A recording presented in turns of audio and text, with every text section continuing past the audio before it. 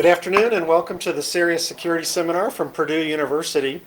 Our seminar speaker today is Randall Brooks. He is a Purdue grad, CS undergrad here from about 15 years ago. He's got his Purdue shirt on to prove it.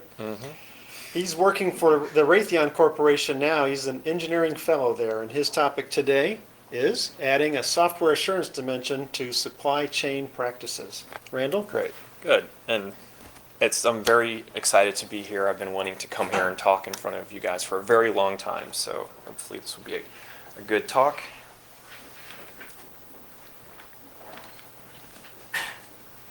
All right.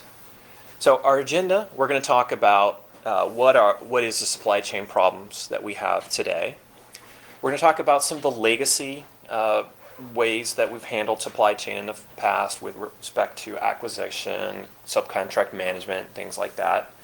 There's some industry best practices that I'm going to point folks to, so it's a good place to do additional research and how this is done in the industry, the things to take a look at and dive into. This is only a short, maybe 45-minute talk. It's a 50 minutes total with all the questions.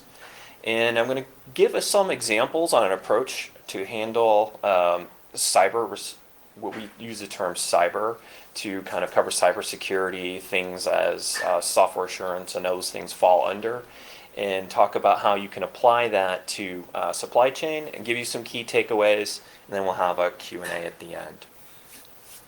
So what we wanted to really kind of get across right up the front is that vulnerabilities do exist in one supply chain. There's many risk factors that folks have to deal with, and when thinking about vulnerabilities and how they flow into one system that they're developing. And we're going to talk about systems and software assurance. That's a term that we kind of coined. Software assurance, SWA, is commonly referred to, is really focused on making sure that software is really secure and going to execute as you planned, and I'm going to define that later. And then and the systems that you put together that run on that with respect to the hardware and all those other pieces, putting that together, we kind of call that systems and software assurance, and looking at evaluations of your suppliers, their contractors, and so forth. And systems and software assurance should be done on all third-party contracts. As you buy things from other suppliers, you need to be sure that what they deliver to you is going to be secure, and as you build it into your system and build it into your supply chain, that it won't affect you as you go down the line. And we're going to define something that we like to use a term as the next level supplier principle, and we'll talk about that later, and we'll really focus on observing that in subcontract management and things like that. So counterfeits, that has been a big problem as of late, and most of the time the counterfeits that folks have been trying to get into supply chain have been focused on profit. However, there has been examples in the past, and there's just one of many that kind of references counterfeit parts that have gotten into DoD and government systems, potentially causing future exploits that could happen. So they could have a real physical response to having a counterfeit product. Here's an example or a picture of real life photos. Folks today actually take old system boards and remove all the ICs and those parts. They disassemble all of those things and create big piles. So when you hear folks recycle your electronics in environmental fashion, you want to do that because there are actual folks out there trying to take chips, take them off the board, resell them in various capacities, and I'll talk about a little bit later on how that affects hardware. Your supply chain, and I know this is really hard to see in this, but your supply chain is very complex, and your suppliers, they themselves have suppliers. And as you build up a system, it could have hardware, software, and other components, and your supplier probably has a supplier for something, and so forth and so on, and all of that trickles into your environment, and as such can cause various weaknesses along those paths. So the government is really interested in supply chain. One of the things that came out of from the government is the Comprehensive National Security Initiative, specifically the Initiative 11, focusing on a global approach for supply chain risk management. They really were kind of looking for a lot of focused tool sets, ways to manage this, and other good insight and thought on this problem with respect to a supply chain. The Department of Defense is also interested in this arena. Last year, there was Ike Skelton National Defense Authorization Act. There's usually a National Defense Authorization Act coming out every year with respect to how the government gets their ability to purchase equipment for the military and other things like that. And Section 806 focused specifically on supply chain risk. What it really got into is that folks could be excluded if they fail to meet minimum quality standards with respect to their covered systems. And covered systems are things that are used to protect the national security of the United States. There's also exclusions on your sources. So if they themselves don't meet an acceptable rating, they could be excluded. And then those contracts and contractor, your contract could be withheld from that, in that a specific source could not be used with respect to future contracts and things along that line. As you roll all that up, and the biggest kind of just at how all this kind of comes about is that a contractor could be banned if they deliver repeated systems with vulnerabilities. So they could be blacklisted from a government perspective.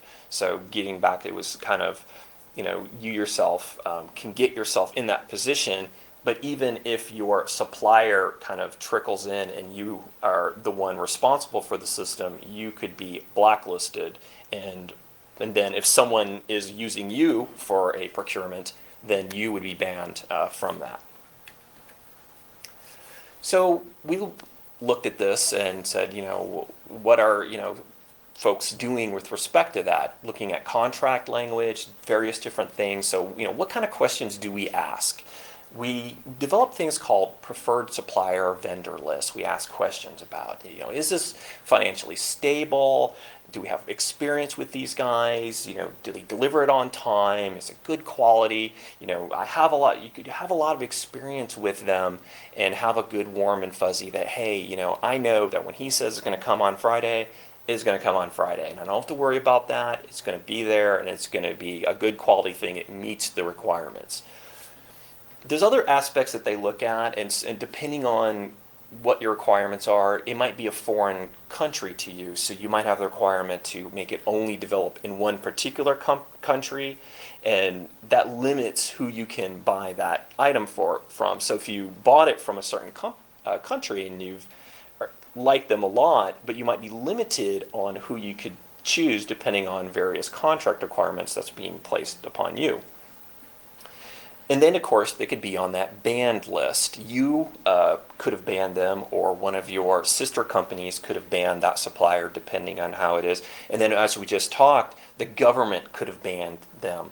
So we have these preferred supplier lists, folks that we really like to buy things from.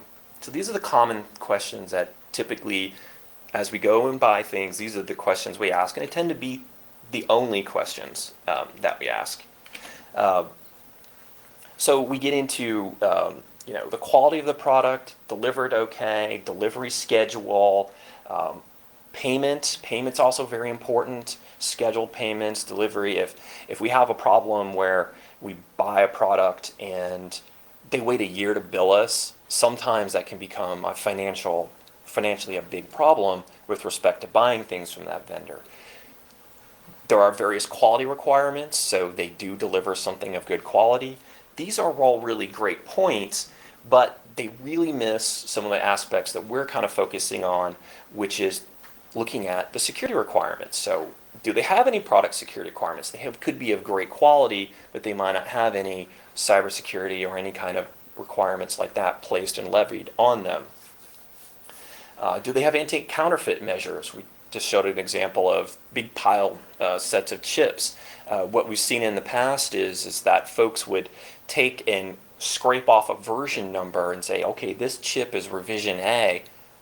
It's now being sold as revision C, but revision A had a way to exploit via software to cause a hardware feature. Maybe it malfunctions or degrades over a certain period of time. If I send a certain packet or I send a little RF signal to it, whatever happens, we can cause that product to malfunction, but we're going to say it's a better version. That's something we need to think about. So anti-counterfeit, how do we do those types of things? Software assurance, our big focus. Do they have secure coding practices? How do they test for software assurance? In fact, what is software assurance? What does that mean? And how to demonstrate that, measure it. This is big problems that folks have to deal with today. Even if I place all these requirements on a vendor, how does the person procuring this know that, sure enough, they do develop securely or they do have anti-counterfeit processes? How do I test for all of that? So what we talk about is passing requirements on to our vendors in this particular section. And with respect to this, the risk is purposely fuzzy. In this photo, it is fuzzy for a reason. We don't know if we're going to transfer that risk. We don't know if we're going to reduce that risk or avoid that risk. In this particular case, we're transferring it down. But when we talked about the next level, or the principle of passing those requirements down one level, you can actually have the ability to do the next level beyond that. So you can say, Mr. Supplier, please give me all of those things. Give me software assurance. Give me a non-counterfeit product. Give it to me in a secure fashion, but ensure that your suppliers have that down. So that's the next level down principle, and ensuring that as it flows into you, that you can stop it there and at least transfer the risk down to that particular vendor. And you can create contract requirements to ensure that that happens. You want to ensure that, so what you're really trying to do is focusing on that whole chain, that they themselves, that contractor will probably copy and paste your requirements and send that down.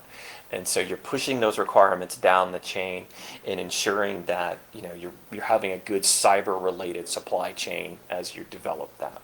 Recursion. Yes, it is recursion, exactly. So software assurance, our systems and software assurance, so we're going to define that.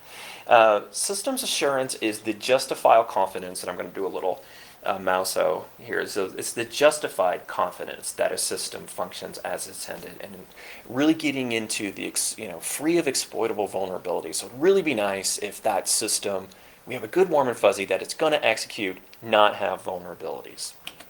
And then software assurance is that levels of confidence, in a very similar definition, that software is free from vulnerabilities. And it kind of goes on and talks about intentionally or unintentionally inserted. In some of the cases in supply chain, it's unintentionally inserted. If I bought a product, it could have just been compiled. If I bought a software library, I compile that and I use those function calls. Those function calls I could be accessing, could be exploitable, but I didn't know it was there. So it was unintentioned, it's there, and we really want to ensure software assurance in that. So a group, and I've heard that this has been talked about quite frequently, the group out in Department of Homeland Security, they have a software assurance group. They're building security and initiative. So the Software Assurance Forum has really been a good group that we've looked to and been part of, and a regular attender of their forum meetings. There's actually one next week. And they've broken down software assurance into conformance, predictable execution, and trustworthiness. And conformance gets into the various different requirements or procedures that your software has to execute into. Your predictable execution gets into that justifiable word, that justifiable confidence the software is going to execute. And then trustworthiness, that no exploitable vulnerabilities exist. And so you'll kind of see some of those same words coming in here. There's a nice little link, buildsecurityn.us -cert.gov. I recommend folks go take a look at what they have. A lot of the content in this brief references the work that they've done. And next week, like I said, they have a meeting. They have twice a year, and I do recommend folks get involved in the work that they're doing. The NIST folks, the National Institute of Standards, has an interagency report, number 7622, talking about supply chain risk. They kind of focus on the holistic group that you kind of have to assemble. You know, it's the group, or the Information Assurance Group, the real cybersecurity focused entity. The guys who buy things, the procurement, could be your buyers or purchaser or your supply chain or whatever you call them. Legal, you have to get legal involved because this is contract requirements that you're going to place down, and your vendor might say, this is too much, I can't do it. And then your information steward, the owner, the guy who's going to use this system, does this make sense for them? Because you don't want to leverage too many requirements. You want to get the right balance, and balancing that risk is really hard. And from that, you're going to develop a cyber supply chain risk management capability. That group will come together and they will bring in all of that good mindset and work with your business and make sure it fits with how you do business, applying all those aspects together. And there's a little link at the bottom to the 7622. It's a good place to look for these types of topics. Other topics out there, and we kind of made some really big so you can see them. This one here is the Application Security Development STIG, which is Security Technology Implementation Guide that the DISA group, Defense Information Security Agency, produces. It talks about how to build a secure software system. It talks about various different requirements. If product A is going to talk to product B and having encryption between them, or doing other things through your life cycle. One of the areas they really get into is procurement, buying these types of things. And then as you bring those things into your system, testing them. The Software Assurance Risk Management Due Diligence Guide, and these two blue ones here, you'll see the Software Assurance logo from the Department of Homeland Security, the building security and effort there. They have a due diligence pocket guide and a software assurance acquisition language pocket guide that actually has a good set of verbiage that allows folks to copy and paste that information into a contract. And so that information gives you a good leverage point, so you can take a look at that, think about your requirements that you have to place on your vendors. You could use that as good legalese, paste that in there, and allow to pass those requirements down your supply chain.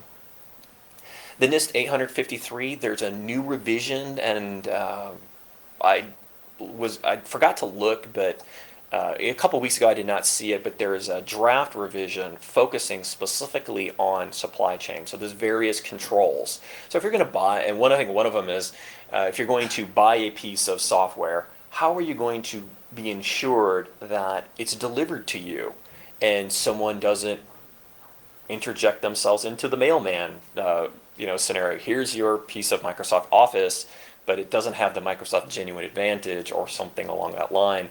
How does one deliver that securely to you? How do you test for those types of things? And they have 3 levels of testing. I believe the last version that I saw had it the very highest levels of requirements. But how do you test for those types of things as they come in? And I'm going to talk a little bit more about testing here upcoming. The 800 series by NIST, special pubs, they are just in general a good place to look for any topic with respect to information security, and software assurance is definitely covered under there. The 30, 37, 39. 39 is actually subsedes 30. 30 is actually a pretty decently written document. It talks about how to take a look at a system, assess it, determine risk, and determining risk is extremely important in with respect to what requirements you're going to pass down, and ensuring that vulnerabilities do not get through your development life cycle, and making sure that as you deliver it, it will be secure and not have risk to your customer. 37 actually gets into kind of certification and accreditation. How do I prove that it meets the risk level that my customer is going to accept? 27 talks about information security engineering principles with respect to IT systems. And then 864 is a very good one, security considerations in a system development lifecycle. All of this is a part of your system development lifecycle. As you go through requirements, development, implementation, and test, and however you want to call your lifecycle, at some point you're going to make that make-buy decision. Am I going to buy it or am I going to make it? In some cases, you're going to make some of it, you're going to buy part of it. And so a lot of times, you're going to write a big hunk of code, but you're going to farm out some of the code to someone I had go work with in the past. They can write this module really fast. We can't beat their price. We're going to have those guys do it for us. But, did we ask that question? Did they even develop it securely? I mean, they wrote it in 1 week. Actually, someone asked me the question, CMMI, level 5, those types of things, all the capability maturity model, how does all that build in? There is something called the build security in methodology model, and not many companies have really done that, really had a look at the practices that they do with respect to software assurance, but that's kind of an interesting question. I've seen it actually in contracts that have been passed to us, and I've reviewed it, and it said, do you test your software for security vulnerabilities? Do you? And in some cases you may or may not. And when you pass those down to customers, they have to really think about that. For us, we want to ensure that what we deliver is most as secure as possible. So we really consider those. How do we test those types of things? And they become very big topics on how do you manage that risk. You don't want to test forever. You'll run out of money. So you got to find that right balance. So as you get into your life cycle, you planning, contracting, monitoring, sustainment, and disposal, you are going to go out and buy from a customer, and we have a nice little picture here of minimal risk, low risk, moderate risk, high risk. That supplier could be one of those, depending on how they either deliver a system or how you test for a system. Now, we have a couple references here. The product in which they could be delivering to you, here is a link to ensuring software assurance process maturity. It's a software assurance checklist. It helps you check off a bunch of questions that you could be asking yourself as you go down this procurement process and saying, is this one I'm going to buy from? Do they deliver securely? There's also questionnaires in the software supply chain risk management and due diligence questionnaire that you can look at. It asks them the various questions, such as, do you have a secure coding practices? How do you test for that? There was a talk a couple weeks ago, talked about common weaknesses and enumerations. That's a very important topic. Those are weaknesses in code that could be coded into your software. You need to be testing that yourself, but then you'll ask the question to your contractor, do you have secure coding practices? They might say yes. You say, okay, do you test for common weaknesses and enumerations? How do you do that? Do you do static source code analysis for those types of topics? Do you test for common weaknesses and enumerations? Common vulnerabilities and exposures, CVEs.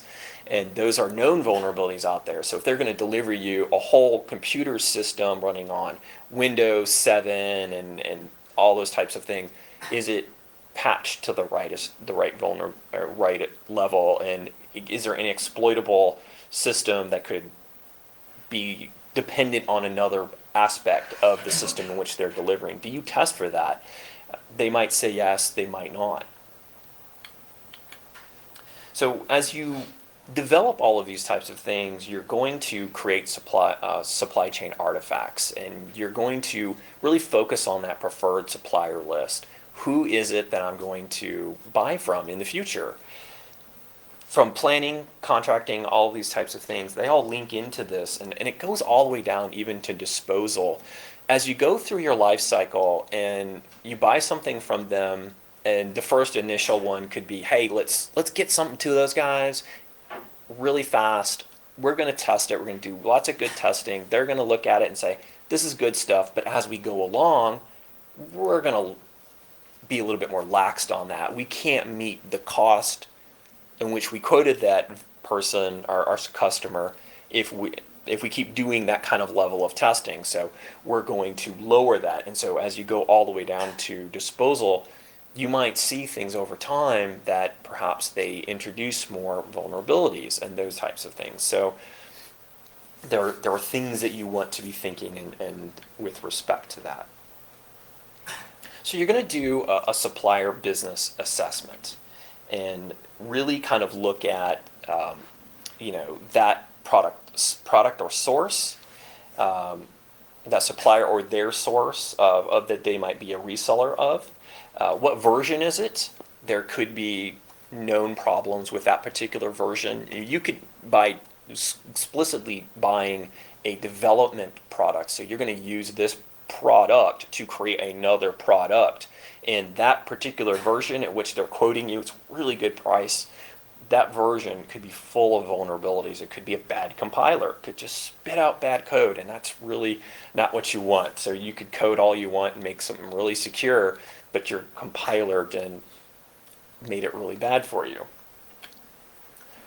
The business risk they acquire is that, are they going to go out of business? That, if we place these requirements down on them, they could say, I can't do it. I give up.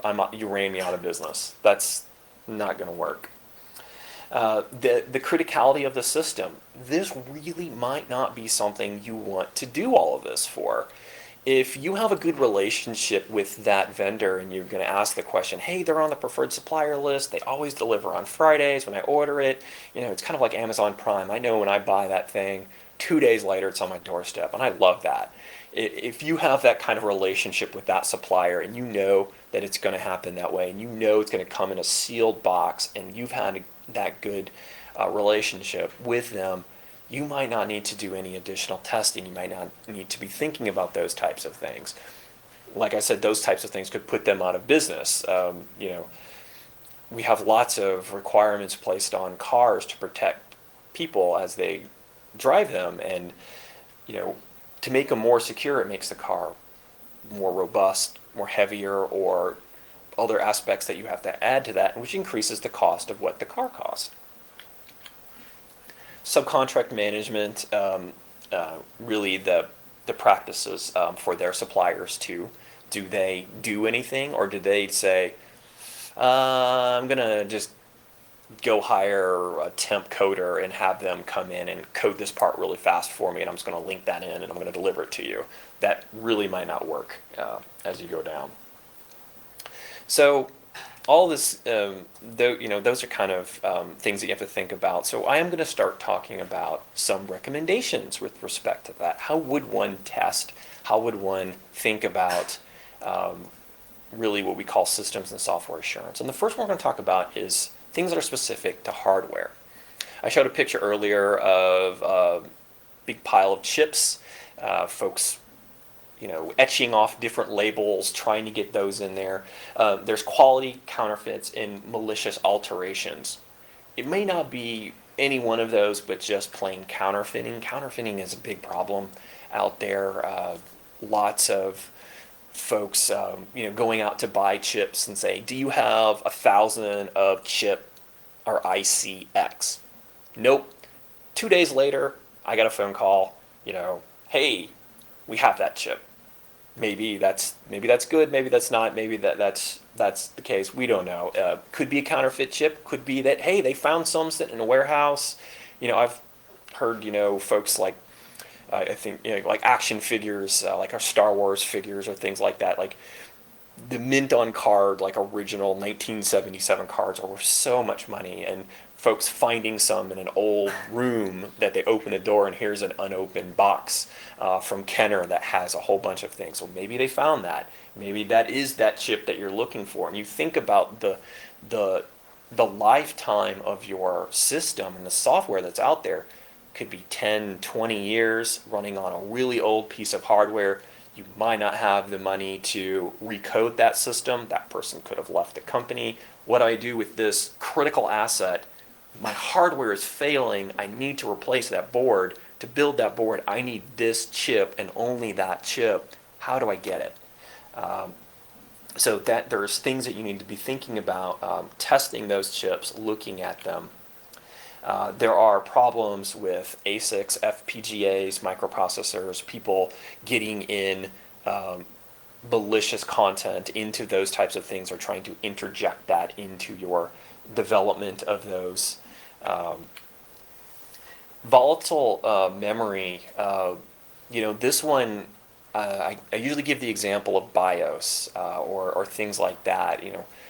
You bought something, it has something stored on there, and when you plug it in, it now has a nice little payload for you. So you boot your system up, that BIOS takes over the operating system every time you load it, because it's actually in the BIOS firmware. It's a bad BIOS firmware. It has kind of a virus in there, and every time you boot it, you can't do anything but flash that BIOS or get rid of the whole chip or motherboard if need be. But there's been many examples out there in the past of those types of things happening. But if you have a permanent storage, it could have something special, a nice little present on there, and you can take a look at those types of things, or you could do flashing or erasing of those items before you ever put those into production. You don't just slap them on there and deliver it.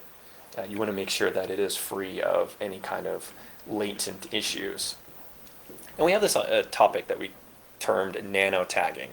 I talked earlier about the revision A to revision C. Now, nano tagging is a way of coding a chip such that I can verify that that chip has not been modified. So even if they did try to etch off that Rev A and make it Rev C, I can actually see that.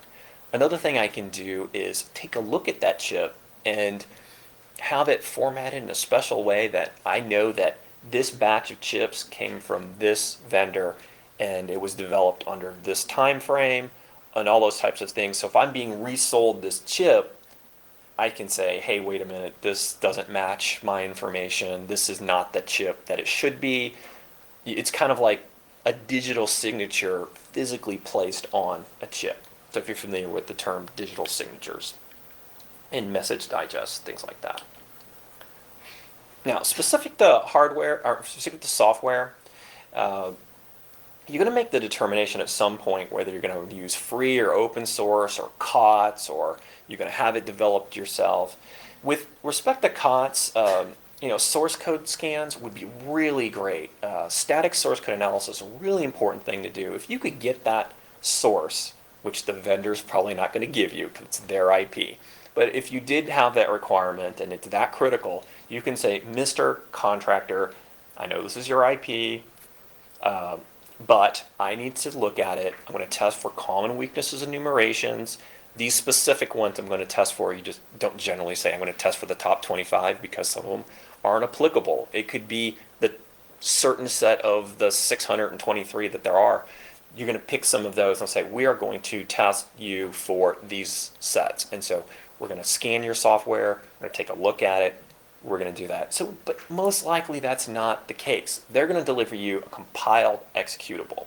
So that compiled executable, you got to figure out, what are you going to do with it? How am I going to test it? You could run it. You could fuzz it. You could, kind of stimulate that piece of software, see if it's going to crash under known working environmental environments.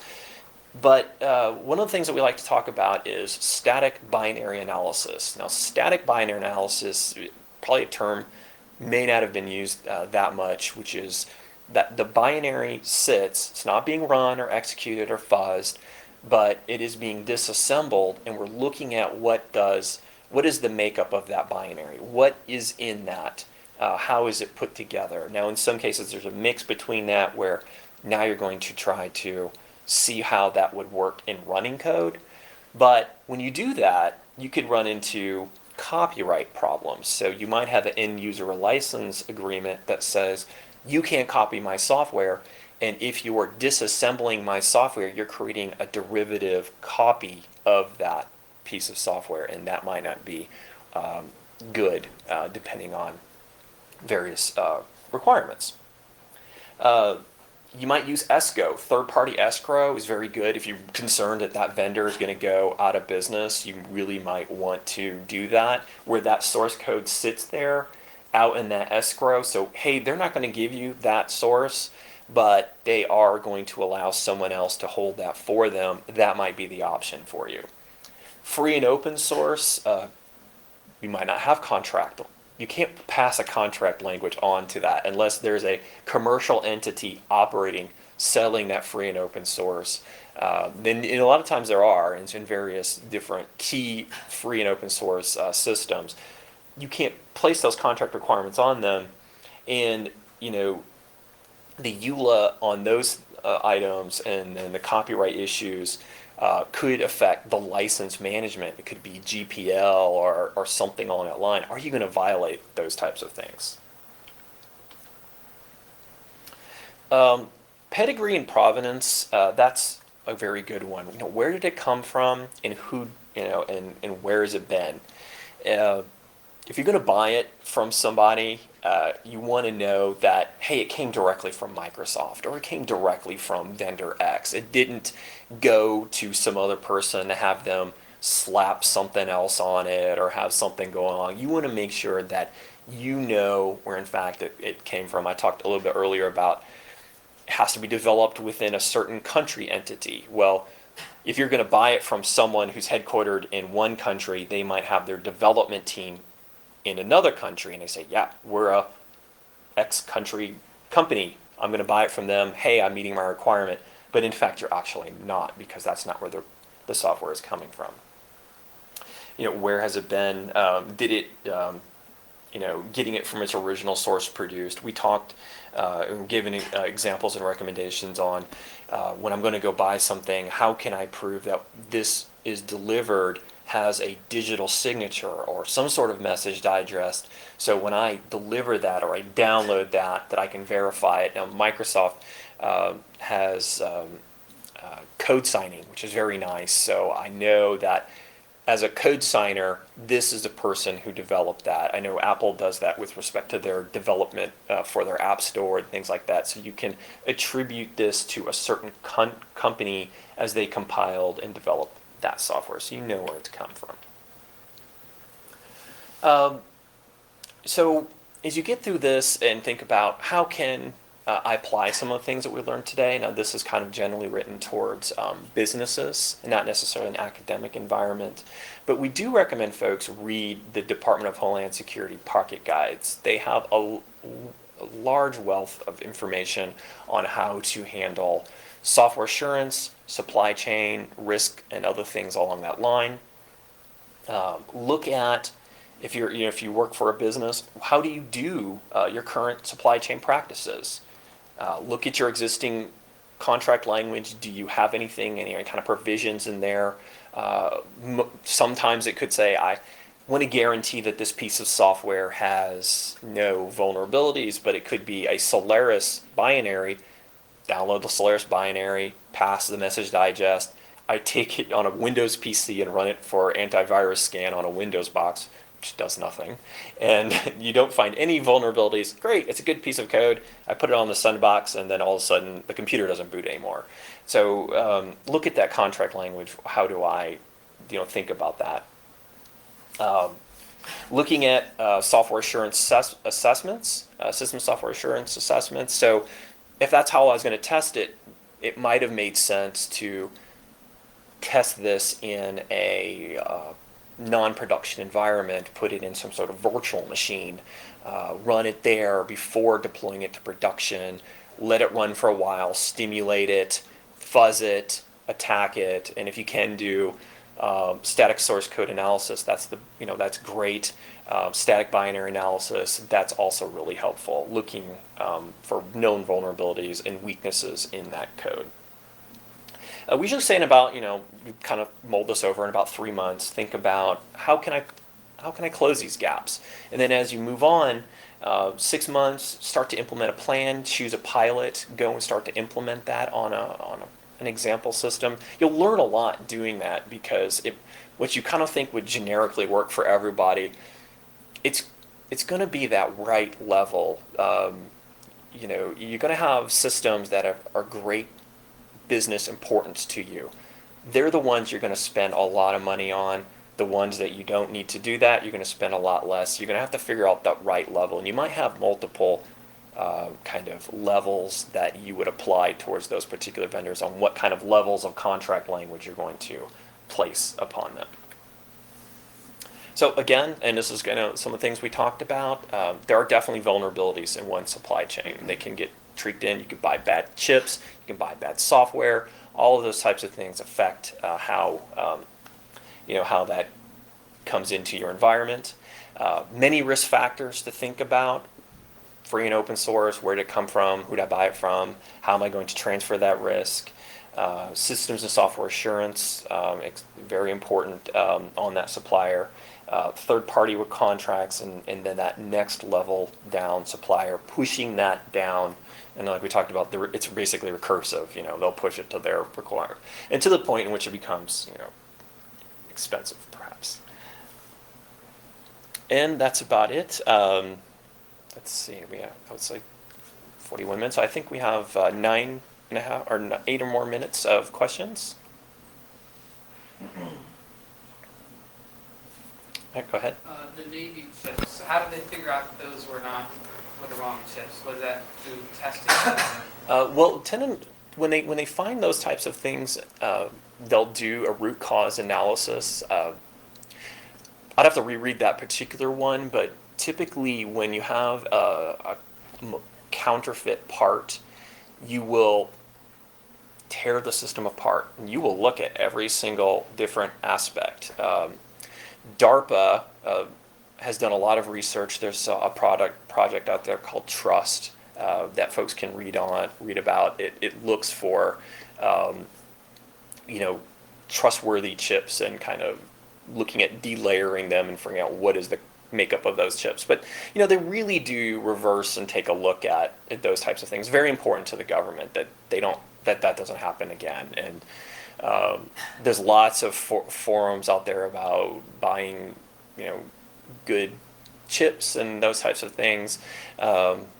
But typically they tear it apart. They take a look at it. They really assess and think about what's the makeup of that system, and they'll find this chip doesn't make sense. They'll look at it, or they'll scan it in some particular fashion, or they'll test the board or whatever it is, and they'll eventually find that one little thing.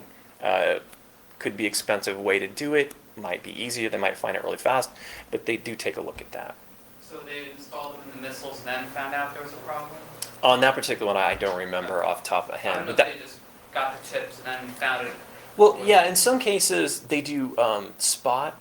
You can't test every single one. You'll make a 1 penny part cost thousands of dollars. But you might pick one out of a production run and then take a look at it. Yeah. Go ahead. What do you think of software that is not really malicious or does not really have a vulnerability and does everything that you specified it should do, but it does some additional things instead Features. that are not really, they're not antagonistic, but they are kind of disloyal in the sense that they're acting not really in your interest. Maybe they're doing some computation for somebody else, or maybe they're going to go to extreme lengths to verify that the license you have is valid, and maybe while it's doing that, it's taking resources away from your system. Are you Or, talking about you know, maliciously or just not maliciously, but it's just doing it is extra acting stuff. for the interests of a third party or maybe the supplier, Mm-hmm. right? While verifying the license, it's acting in the interest of the supplier.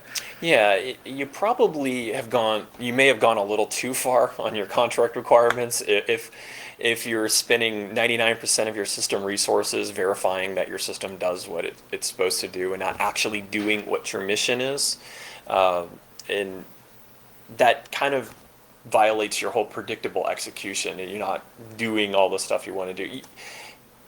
I'm a super security guy. I would love to see it be perfect and have kind of defense in depth, like a checker that checks the checker that checks the checker, and if you did that though, cost would be tremendous. It'd be, like you said, using a lot of resources. They might not be able to do what they want to do. So it's that risk. You got to balance that risk factor and determine how much of requirements you're going to place on them for doing that kind of testing. And in your case, validation of predictable execution.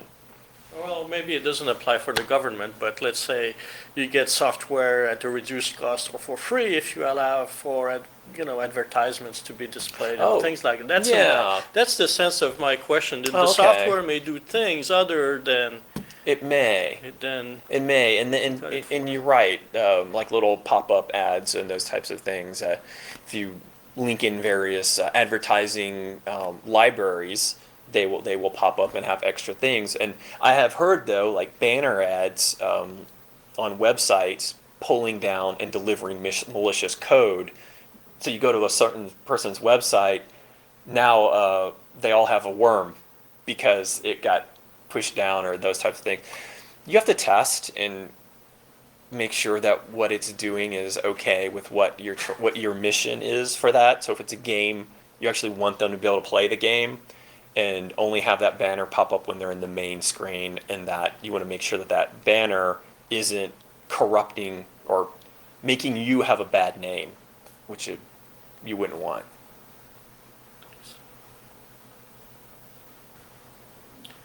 If there's nobody else, I have another question. Okay.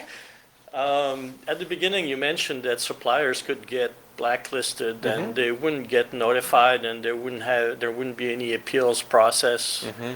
And I'm wondering what is the logic behind that, and is the blacklist secret, or can they find out? Can someone find out I if don't they've been believe blacklisted? At least to my knowledge, I don't believe anyone's been placed on that list as of today. But as such, I don't know how one knows yet. I believe that they're going to tell you, I want to buy from vendor X, and that person has been placed on this blacklist. This was something, it was passed, that was passed early last year, so I don't remember, or I haven't heard about anyone being placed on that list, so I don't have a good answer for that, but someone is supposed to tell you from, I think, acquisition, defense acquisition or something like that. Thanks. I don't have a good answer for that one. Oh, and I also would like, I had a co-author on here, John Whited, whose name's on here. He wrote a good set of the talk. Him and I collaborate quite a bit on these particular topics at our company. So. And we also have a link down there, the rtncyberjobs.com. We very much look for the serious type of individuals taking these types of courses at our company and things like that. So. The R stand for Raytheon. Yep. RTN. So yep. Good time for one more question. Actually has some good puzzles too. Even if you go there, it has like little cryptograms and all sorts of things. Very interesting. If you can solve the puzzle, you get a higher starting wage. Another question? Okay, thank you.